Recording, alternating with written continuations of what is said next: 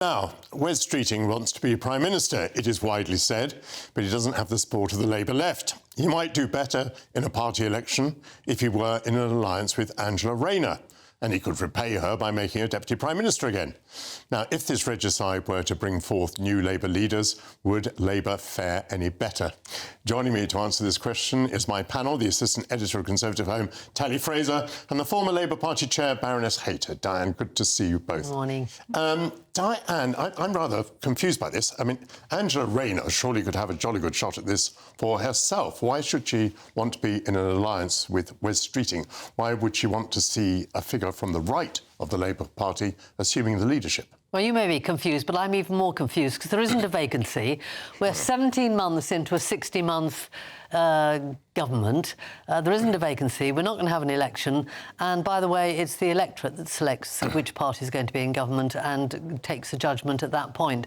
So I just think all these people should actually go back to their dispatch boxes, do some work and do what's really important, which is get on with it. We're not there. There isn't a vacancy. And you're almost as old as I am.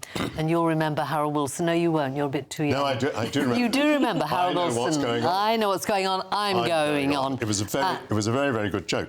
It was, but it was serious. And, you know, I was just trying to remember which leaders of the Labour Party haven't had this sort of stuff going on. I think John Smith is the only one for which there were no rumours that someone else Well, would there place you allude to a difference between the political parties because, of course, the Conservatives in office get rid of their leaders quite regularly.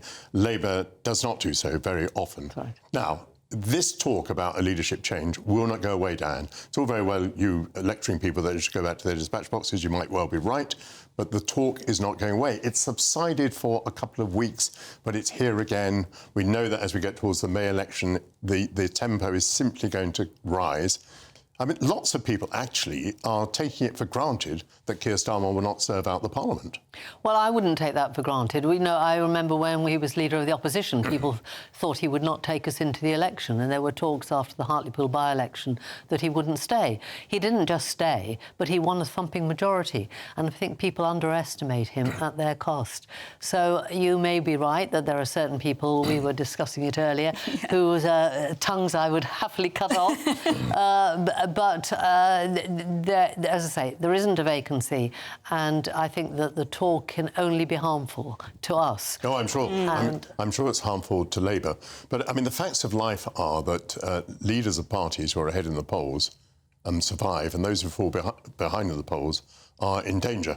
I mean, as I recall, Tony Blair, during his premiership, was almost always 10 points ahead of the Conservatives in the polls. Consequently, he was in no serious danger until the end.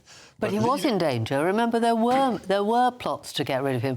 There were people gathering round, and there was people trying to move him. All right. Well, let's just say that his position was a great deal better than Keir Starmer's is, because in one poll recently, Labour was on 14%. It's polling about half of what Reform is polling. The Prime Minister is reacting already, saying today that Angela Rayner might come back as Deputy Prime Minister, which is a very obvious gambit because the only card Wes Streeting has to play is the promise of making a Deputy Prime Minister again.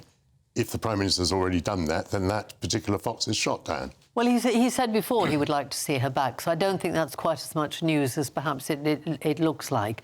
And I think there's already a Deputy Prime Minister there at the moment anyway.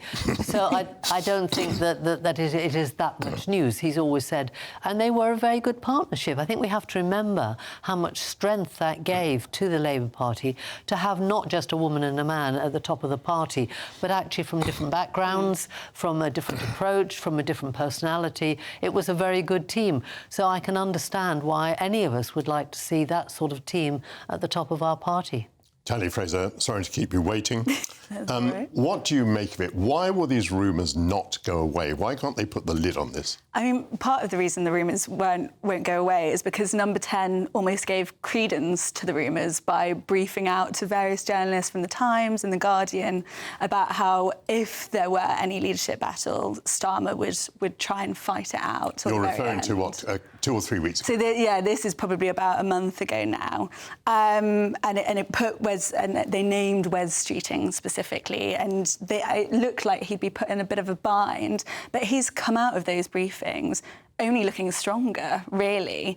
And we talk about Angela Rayner perhaps needing to be on his ticket for him to succeed with the membership. But the Times were reporting on some polling that had Wes Streeting coming second with Labour members anyway, only behind Ed Miliband, who has ruled himself out. So there is a world in which Wes Streeting, a very strong media performer, could go on to get leadership without needing Rayner. But right now, it's almost like a battle for who can win over Rayner once more. Can Wes get her, or can Keir get her back?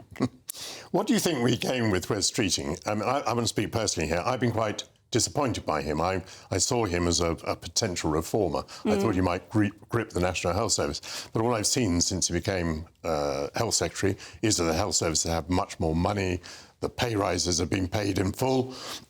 There's no reform to speak of whatsoever. Why do people think that Wes would be better? I mean, you've said he's a good media performer, but don't they need a bit more than that? No, I would completely agree with you, to be honest. I think there were hopes for him in that role and the idea that only Labour can reform the NHS. And I think that hasn't happened. And instead, he's ended up capitulating on lots of things where he originally seemed strong. Instead, what you do have is a relatively strong media performer who perhaps might be able to set out what a Labour vision is, where Keir Starmer doesn't really seem able to. He can't really set out what the party is for and ends up sort of relying on focus groups and polling to try and dictate where the party will go. And to the extent that any of this is, as it were, rational, do you think that is what Labour people are looking for? They're looking for policies that aren't very different, but a story that's better told? I think potentially. I think what the state of the party is right now is realising that there aren't necessarily big political arguments to be had, that perhaps they're on a relatively similar wavelength across the PLP, but knowing that their Prime Minister is a DUD, potentially, and that slow recognition that actually maybe Keir Starmer is not working out. And I don't think it's going to be before May, but what comes after May in the local elections, maybe that's the time to get someone who can articulate some sort of vision. It's an extraordinary situation, Diane, to have a senior member of the Cabinet being touted as the future leader in such a public way, in such an evident way, with so many stories that won't go away. I mean, that in itself is a source of terrific instability. And, you know, it happened when Gordon Brown was wanting to be leader. We had it at that position. I mean, I think where I disagree is that actually what Keir is doing as Prime Minister has been stunning. I mean, you think of what he's done internationally and the lead he's given on Ukraine. We should not underestimate. I mean, it's been very daunting for him to have to do so much internationally because I know he's criticised for that. He seems to enjoy it. From my experience, people when they criticise at home like to get into foreign policy. That's not why he... on a global stage. Absolutely. I've been there myself. I know, but that's not why he got into Ukraine. That's not why he pulled together the coalition of the willing. That's not why he's had to try and take on Trump. He seriously believes, as I'm sure the three of us here do, in the importance of the security of Europe and of seeing off Putin, and that has involved a lot of discussions. He was thrown into that right from the beginning. I mean, I think almost his first week in office, he had to fly off to NATO. So trying to think that he has not been a successful Prime Minister, I think is stunningly wrong. And all the other stuff we've done on, whether it's, things that are important to people but may not seem big politics like potholes, or whether it's, breakfast clubs, or whether it is, getting rid of NHS England and bringing that together into the NHS. There are lots of stuff going on, and we shouldn't underestimate how much he's achieving. I suspect the viewers like pundits to put their money somewhere. Tali, will Keir Starmer be Prime Minister at the end of 2026? If I had to put my money on, I'll go with no. Yes. I don't think so. And Diane, since you're being forced to put your money on, what would you go with? And I'm such a gambler. What are the odds? I would go for yes. That he'll still be Prime Minister, yes. I had a feeling you might say we'll have to come back round to it in the year. But Tali's opinion on that is very interesting. Thank you very much, panel.